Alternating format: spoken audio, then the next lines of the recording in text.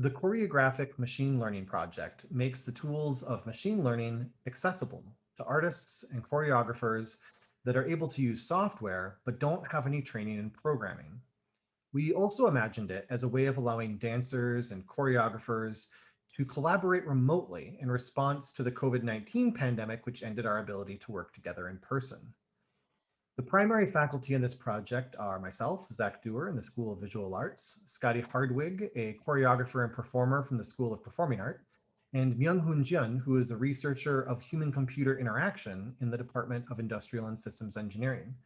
We also worked with the fantastic undergraduate students, Elena Ricard, Mark Swang, and Sam Lally. Now, we're still working on getting this software to the point where it's a single double-click executable. Unfortunately, right now, it still runs from the command line. So that's what I'm going to do to demonstrate how this works. Now there's two parts here.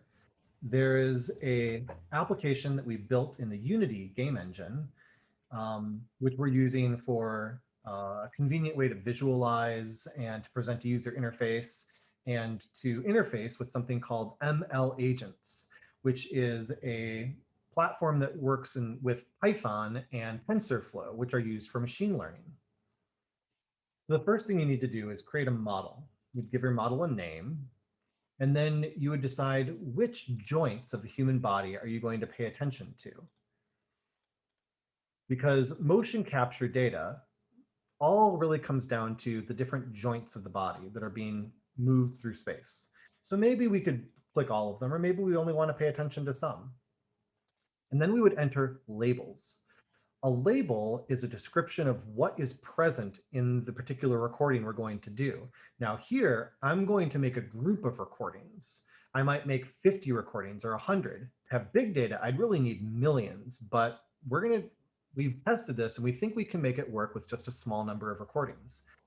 So maybe my names of recordings, my names of my labels would be something like a description of the movement, like an arc or a twist, or an emotional label, like really simplistically, like sad or happy.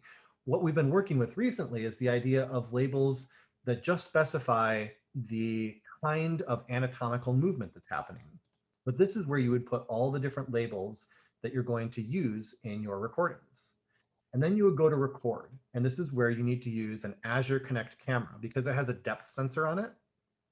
And this is what we're using with our software to get this to work. The software is going to be free. The Azure Kinect camera is a couple $100. So you give a name for the recording, you select the model, I've already made a model, and then you select the kind of label that's going to be present for this recording. Like maybe you're going to have a recording where you do an arc of movement, and then you hit record.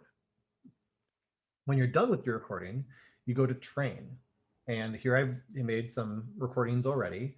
You add them in here, and now we're going to train the neural network. We're going to teach it what these movements are. So it can see the motion capture data and it can see the associated labels until it learns how to correctly label motion.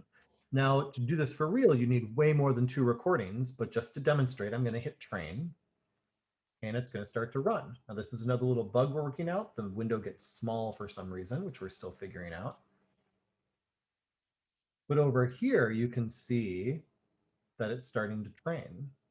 And eventually, this is data we're going to put into our user interface over here in the Unity executable, so it's all clean and easy to see in one place.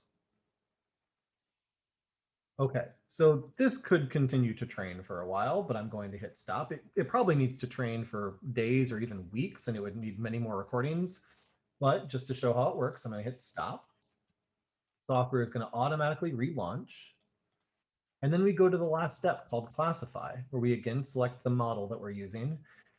And then we could do this live, but what we're doing right now is you could do another recording where maybe you have an arc, and then you add that recording and you tell it to classify.